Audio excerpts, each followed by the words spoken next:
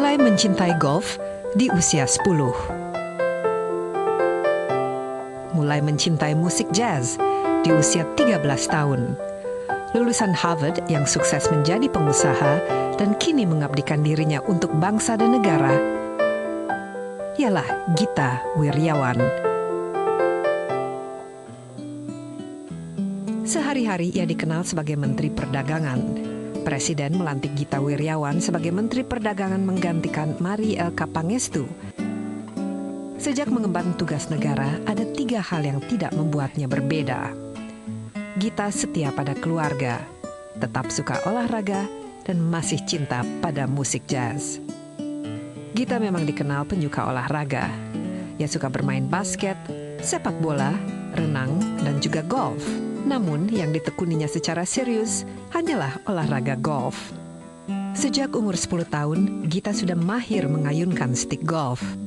Sang ayahlah Wirjawan Joyo Sugito yang memperkenalkan Gita pada olahraga ini. Kecintaannya pada dunia golf kini ia tularkan pada ketiga anaknya, Gian, Gibran, dan Gia. Si sulung Gian bahkan kerap kali tampil di turnamen golf tingkat dunia mewakili Indonesia. Tidak berhenti sebatas itu, kecintaannya pada golf menginspirasi Gita untuk mendirikan Ancora Golf, sebuah sekolah golf para pegolf pemula. Di sekolah golf ini, Gita ingin mencetak pegolf-pegolf andal yang nantinya bisa mewakili Indonesia di tingkat dunia. Kesungguhan itulah yang barangkali membuat banyak pihak sepakat memilih Gita Wirjawan sebagai Ketua Umum Persatuan Bulu Tangkis Indonesia atau PBSI di Jogja tahun lalu.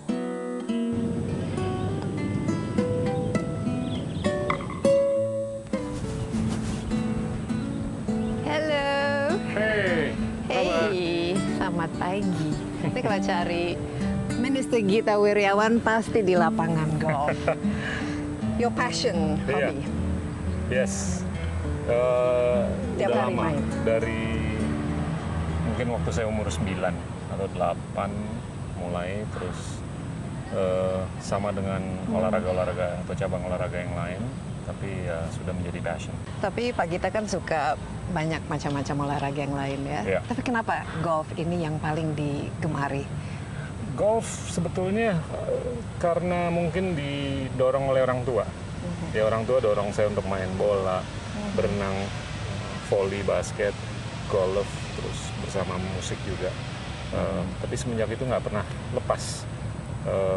Selain itu ya mungkin ini bagian dari olahraga-olahraga atau cabang olahraga yang bisa meng-create brand yang positif lah untuk Indonesia. Tentunya ada cabang olahraga yang lain yang bisa membuahkan brand atau brand equity untuk Indonesia juga. Dan penting ya Indonesia untuk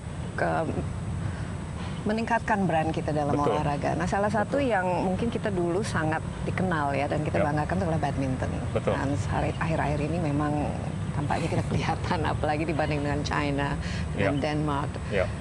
Sekarang harus diurus. Kalau badminton jauh lebih mudah untuk dijangkau oleh masyarakat luas karena barriers of entry-nya nggak seperti golf. Kalau golf kan lapangannya juga harus di lapangan tertentu. Kalau badminton main di depan garasi, main di sawah, di depan pinggir jalan, di lapangan, dimanapun itu bisa. Oke, strateginya apa? Kalau badminton, karena ini saya lihat ini challenging ya sekarang. Bola, renang, golf, apapun lah itu bukan hanya otot, tapi juga otak.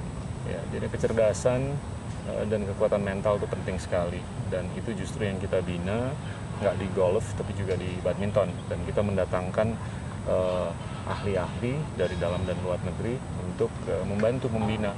Tapi bukan hanya di sisi pembinaan teknis, mental dan segalanya, tapi kesejahteraannya juga.